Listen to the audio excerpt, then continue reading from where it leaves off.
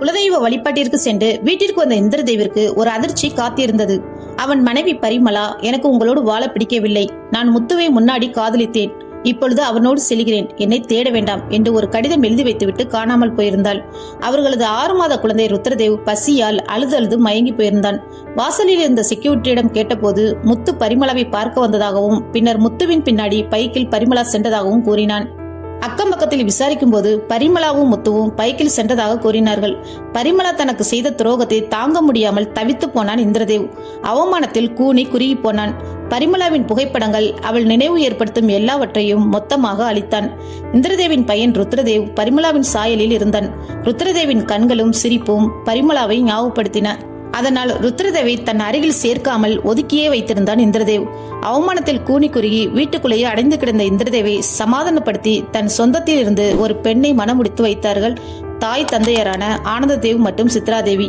பரிமளா தன்னை விட்டு பிரிந்து 5 வருடங்கள் ஆனாலும் தனக்கு துரோகம் பண்ணிவிட்டு உலகத்தின் எங்கோ ஒரு மூலையில் முத்துவோடு பரிமளா சந்தோஷமாக வாழ்ந்து கொண்டிருக்கிறாள் என்ற நினைப்பு ஒவ்வொரு நாளும் இந்திரதேவை மனதளவில் குத்தி கிழித்து கொண்டிருந்தது. அவளை நான் எவ்வளவு நேசித்தேன், அவள் மேல் எவ்வளவு காதலாக இருந்தேன். என்னை விட்டு செல்ல அவளுக்கு எப்படி மனம் வந்தது? அவள் என் மேல் வைத்த அன்பும் காதலும் பொய்யா? தன் குழந்தையை கூட ஒரு பெண் விட்டுவிட்டு தன் சுகத்துக்காக செல்வாளா? இந்த அளவு தப்பான ஒரு பெண்ணையா நான் காதலித்தேன்? 1000 கேள்விகள் ஒவ்வொரு நிமிடமும் அவன் மனதை குடைந்து கொண்டுதான் இருக்கின்றன என்று தன் காதல் கதையை பைரவிடம் சொல்லி முடித்தான் இந்திரதேவ். இந்திரதேவ் கூறியவற்றை பொறுமையாக கேட்ட பைரவ் இந்திரதேவிடம், தாய் இல்லாத ஒரு குட்டி குரங்கிடம் கரிசனம் காட்டி அரவணைத்த பரிமளா கண்டிப்பாக தன் குழந்தையை விட்டு சென்றிருக்க வாய்ப்பில்லை. இங்கு வேறு ஏதோ நடந்திருக்கிறது. அந்த முத்துவை பிடித்தால் எல்லா உண்மையும் வெளிவந்துவிடும் என்று கூறினான். அதை கேட்ட இந்திரதேவ், பரிமளாவை கொண்டு புதைத்திருக்கிறார்கள் என்று கேட்டதிலிருந்து பரிமளா தப்பு பண்ணி இருக்க மாட்டாள். அவளுக்கு ஏதோ நடந்திருக்கிறது என்று எனக்கு புரிந்துவிட்டது. எத்தனை வருடங்களாக அது தெரியாமலேயே பரிமளாவை தவறாக எண்ணிக்கொண்டே வாழ்ந்திருக்கிறேன். அன்னைக்கு பரிமளா குழந்தையை போட்டுட்டு ஏன் முத்து கூட போனா? அவளை என்ன செய்தார்கள்?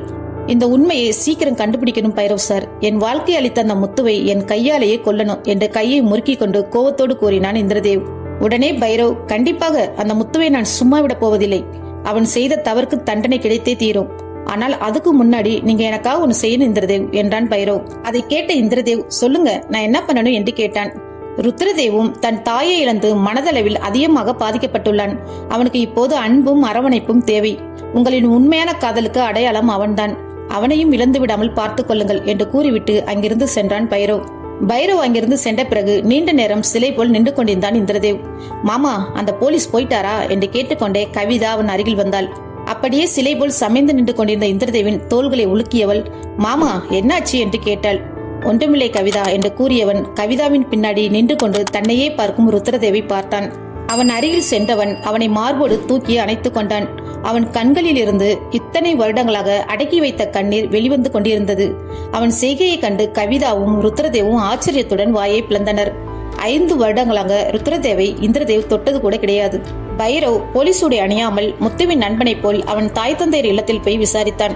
முத்துவின் தாய், அவனை கஷ்டப்பட்டு வளர்த்தான், கொஞ்சம் கூடங்க நினைப்பே இல்லாம எங்களை விட்டுட்டு போயிட்டான். போனதுதான் போனான், ஒரு குடும்பத்தையே அழிச்சிட்டு போயிட்டான்.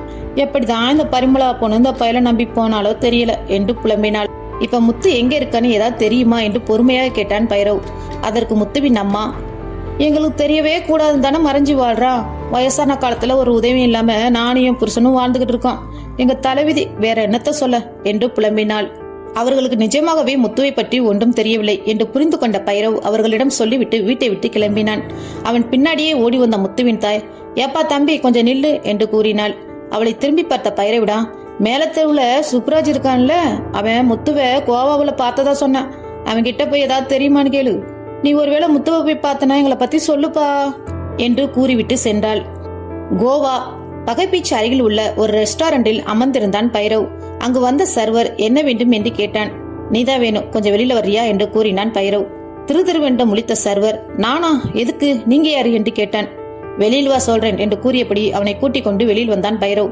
பைரவ் போலீஸ் உடையில் இல்லாததால் அவன் கூட வெளியில் வந்தவன் அங்கு போலீஸ்காரில் 2 போலீஸ் இருப்பதை பார்த்து பயந்தான். போலீஸ்கார் அருகில் வந்ததும் அவனை போலீஸ்காரில் ஏற சொன்னான் பைரவ். அப்போதுதான் அந்த சர்வர் முத்து பைரவை நன்றாக பார்த்தான். பைரவ் போலீஸ் என்று தெரிந்ததும் அந்த இடத்தை விட்டு ஓட முயன்றான். அவனை எட்டி பிடித்த பைரவ் பலவந்தமாக காரில் அவனை ஏற்றினான். அங்கிருந்து கார் லோக்கல் போலீஸ் ஸ்டேஷனுக்கு சென்றது. லோக்கல் போலீஸ் ஸ்டேஷனின் உதவியை நாடியிருந்தான் பைரவ். கோவாவில் உள்ள போலீஸ் ஸ்டேஷனில் தனியாரில் பைரவ் சேரில் வீட்டிற்கு முன்னாடி தரையில் அமர்ந்திருந்தான் முத்து. பரிமளாவை என்ன பண்ண என்று கேட்டான் பைரவ். அவன் கேட்ட கேள்வியில் திடுக்கிட்ட முத்து நடுங்கினான். பதில் சொல்லாமலேயே உடம்பு உதறல் எடுக்க பைரவையே திருவென்று பார்த்து முழித்து கொண்டிருந்தான் முத்து. திரும்பவும் பைரவ், உன் காதல விழவில்லையா, பரிமளாவை என்ன பண்ண என்று மீண்டும் கேட்டான். தடுமாறிய முத்து, சார், அந்த பரிமளா என்னை விட்டுட்டு இன்னொருத்தம் கூட போயிட்டா சார் என்று நடுங்கியபடியே கூறினான். அவன் சொன்ன பதிலை கேட்டு கடுப்பாய் போன பைரவ் தன் ஷூ காலாலேயே முத்துவின் நெஞ்சில் ஓங்கி ஒரு மிதிமிதித்தான். 2 அடி தள்ளி போய் விழுந்தான் முத்து. சேரை விட்டு எழுந்த பைரவ் ஷூ காலிலேயே அவன் வயிற்றில் மீண்டும் மிதித்தான். அந்த பொண்ணை ஏமாத்தி கூட்டிட்டு போய் கொலை செஞ்சு புதைச்சிட்டு இங்க வந்து ஜாலியா வாழ்ந்துகிட்டு இருக்கியாடா நாயே, எதுக்குடா கொலை செஞ்ச சொல்லுடா என்று திரும்ப ஒரு மிதித்தான் பைரவ். சார், என்ன அடிக்காதீங்க சார், நான் அந்த பரிமளாவை கொலை செய்யல சார் என்று அலறினான் முத்து. நீதானடா பரிமளாவை வீட்டுல இருந்து கூட்டிட்டு வந்த, கடைசியா உன் கூட தானே அவங்க வந்தாங்க, நீதான் கொலை செஞ்சு புதைச்சிருக்கணும், எதுக்கு கொலை செஞ்ச அதை சொல்லு என்று அவன் நெஞ்சில் மீண்டும் மிதிக்க போனான். உடனே கையெடுத்து கும்பிட்ட முத்து, சார் ரொம்ப வலிக்குது சார், தயவு செய்து என்ன மிதிக்காதீங்க சார், நான் உண்மையை சொல்கிறேன் சார் என்று கெஞ்சினான். அமைதியாக சேரில் அமர்ந்த பைரவ், ஒழுங்கா உண்மையை சொல்லு, என்னிடம் பொய் சொல்லி ஏமாத்த நினைச்ச, இதை விட மோசமா நான் உன்னை ட்ரீட் பண்ண வேண்டியிருக்கும் என்று மிரட்டியபடியே அவனை பார்த்தான். சார், நான் பரிமளாவை கொலை செய்யல, இந்திரதேவின் தாய் மாமன்கள் சுந்தரவேலும் முருகவேலும் தான் பரிமளாவை கொலை செஞ்சாங்க என்று கூறினான் முத்து. அதை கேட்டு அதிர்ச்சியான பைரவ், இந்திரதேவின் தாய் மாமன்களா, அவங்க எதுக்காக பரிமளாவை கொலை செய்யணும் என்று கேட்டான். அதற்கு முத்து, எனக்கு அவங்க கொலை செஞ்ச காரணம் தெரியாது சார் என்று கூறியவன் அன்று நடந்ததை ஒவ்வொன்றாக சொல்ல ஆரம்பித்தான். பரிமளா காணாமல் போன அன்றைக்கு முத்து வேலை பார்க்கிற கடையில ஒரு நபர் வந்து முத்துவிடம், நீ பரிமளா குடும்பத்தில் உள்ள அனைவரும் குலதெய்வ வழிபாட்டிற்கு சென்றிருக்கின்றனர், உனக்கா பரிமளா தனியாக காத்திருப்பா, அவளை பைக்கில கூட்டிக்கிட்டு ராஜரத்ன என்பவரோட எஸ்டேட்டுக்கு வந்துருன்னு சொல்லிட்டு முத்துவின் கையில் கொஞ்சம் பணத்தையும் தந்து விட்டு போனான். கையில் இருந்த பணத்தை பார்த்து ஆச்சரியப்பட்ட முத்து, யார் இவன், எதுக்காக பரிமளாவை கூட்டிட்டு வர சொல்றான், நான் கூப்பிட்டா பரிமளா எப்படியும் பின்னாடி வருவா, அவளுக்கு என்ன கண்டாலே பிடிக்காது என்று யோசித்தான் முத்து. ஆனால் பரிமளாவை பார்க்க அவன் மனது கெஞ்சியது.